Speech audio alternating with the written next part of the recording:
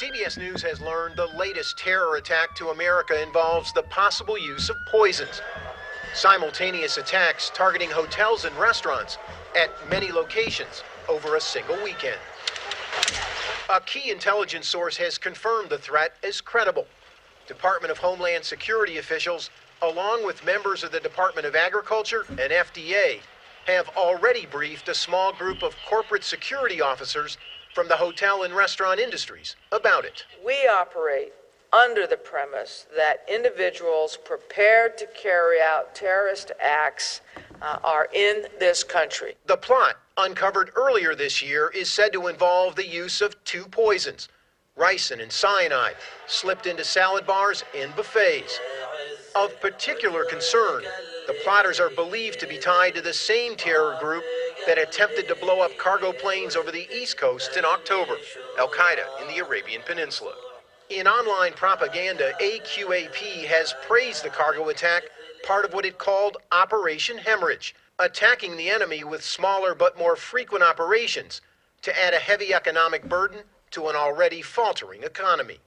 Manuals and videos on jihadist websites explain how easy it is to make both poisons. Initially, it would look very similar to food poisoning.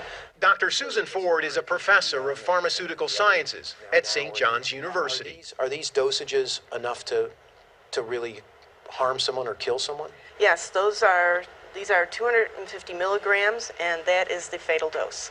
So just that much sodium cyanide is enough to kill me? Yes, it is. Leading to a difficult debate, the need to inform the public without alarming it. Michael, these things are a delicate dance on a good day. Right. Former Homeland Security Secretary Michael Chertoff. A threat that you might feel is sufficiently specific and credible to tell the people who are professionally involved might not be specific or credible enough to tell the general public. Chertoff says it's important to let public health officials know that what looks like food poisoning could be a terrorist attack. In a statement late today, a DHS spokesman told CBS News, "We are not going to comment on reports of specific terrorist planning."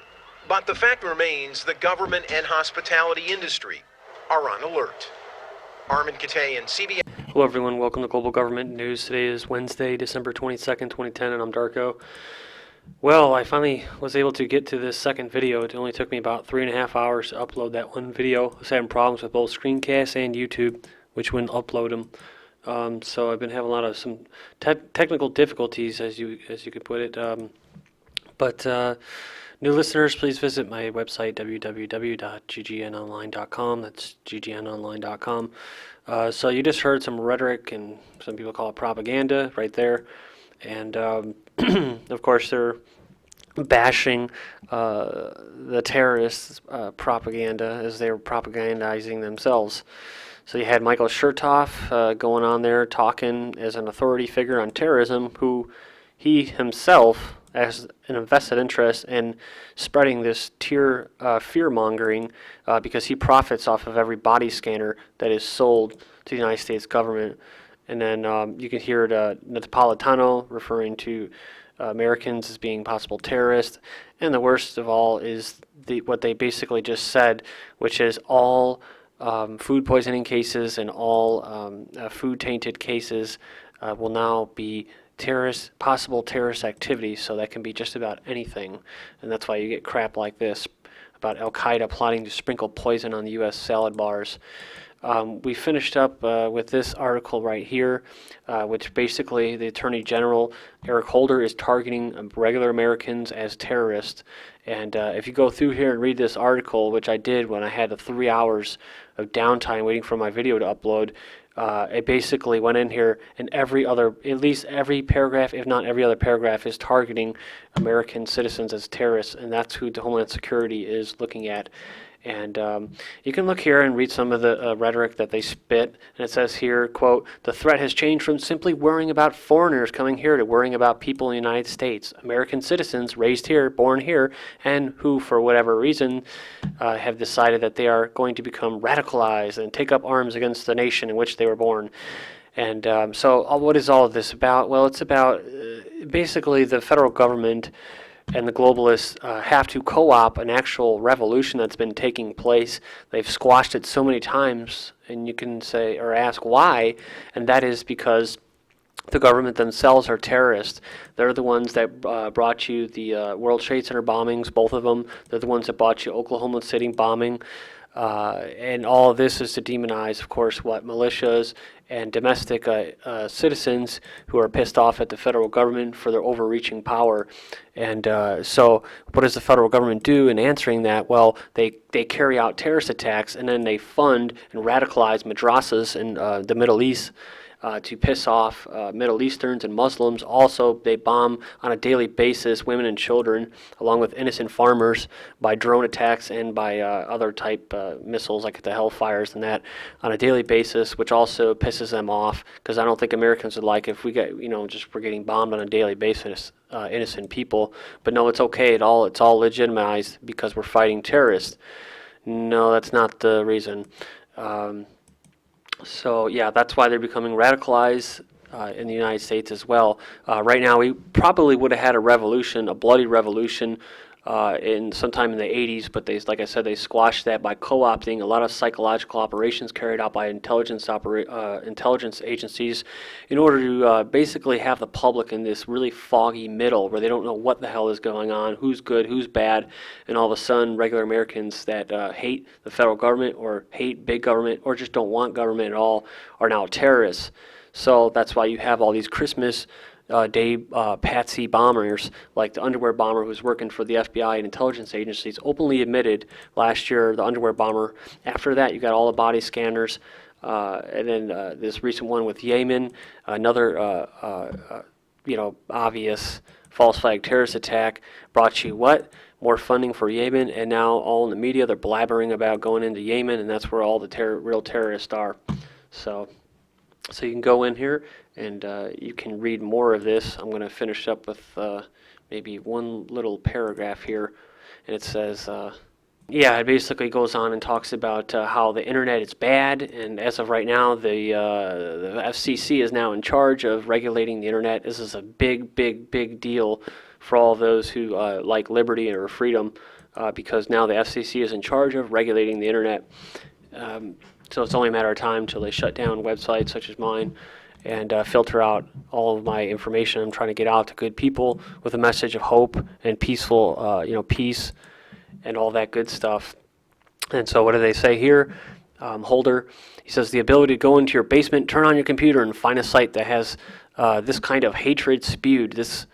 They have an ability to take somebody who is perhaps just interested, perhaps just on the edge, and take them over to the other side. Well, no, that's actually you faggots. Excuse my language here.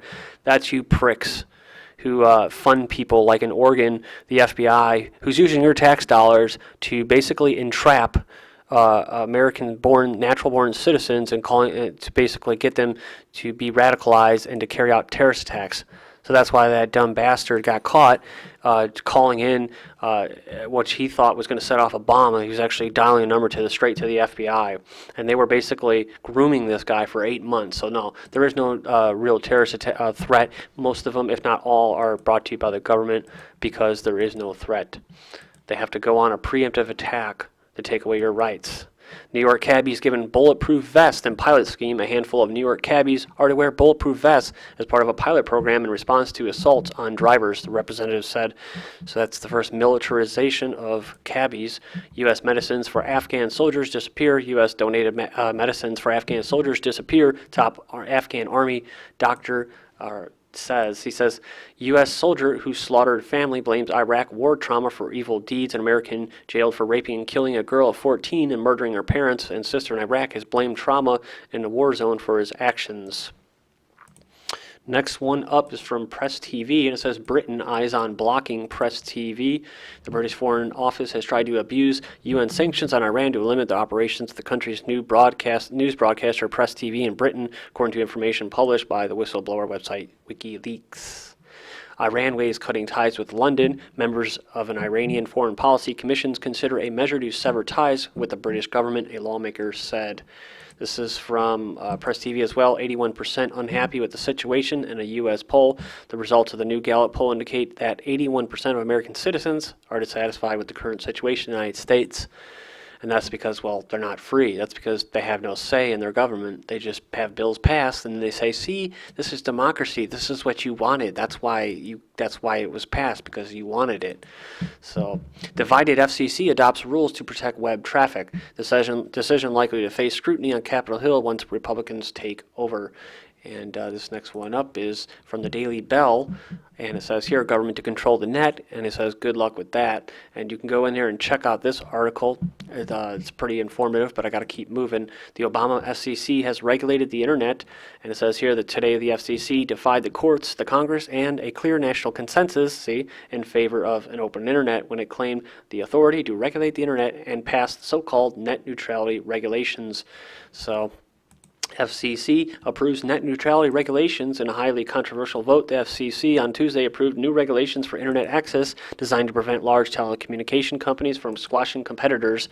And this is the first step. This is the first step in this. It's a pilot program. They always have to test. I'm talking about the federal government mostly, or NGOs, or these little foreign think tanks. They have to have a litmus test to test on the public.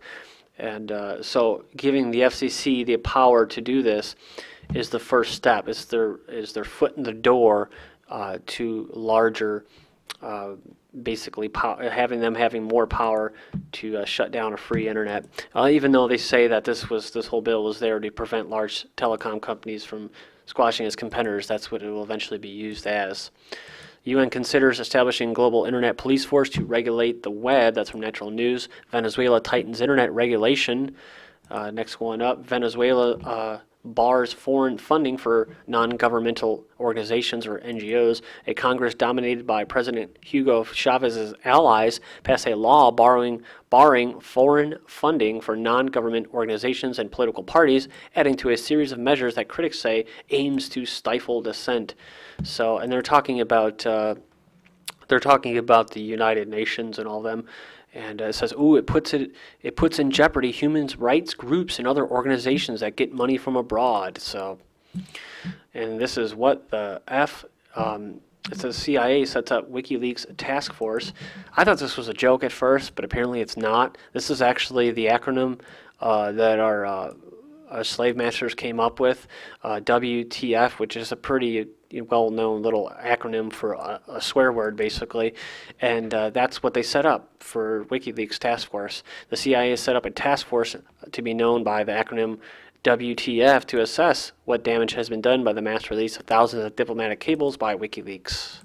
So, red light cameras, safety devices, or one more step towards a surveillance state.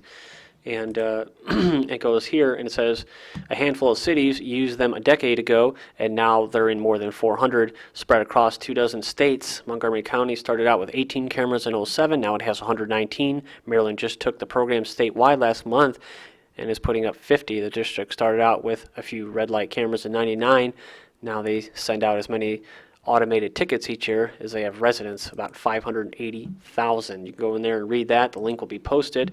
ATF to require dealers to report bulk semi-automatic rifle sales. The ATF on Friday requested emergency permission to require that gun dealers report to them bulk sales of high-powered semi-automatic rifles favored by drug cartels and patriots, of course. All parts of the administration's efforts to combat the flow of guns to Mexico. Apple drops WikiLeaks app, Google keeps it. Judge orders feds to pay $2.5 million in wiretapping case. And it says $2.5 million in attorney fees and damages that include investigators wiretap the phones of a suspected terrorist organization without a warrant. India, Russia reaffirms strategic partnership. And it says here, police, man kills bride, best man, self at wedding. Next up, World Bank freezes loans to troubled Ivory Coast. Ivory Coast opposition wants Gobo gone by force.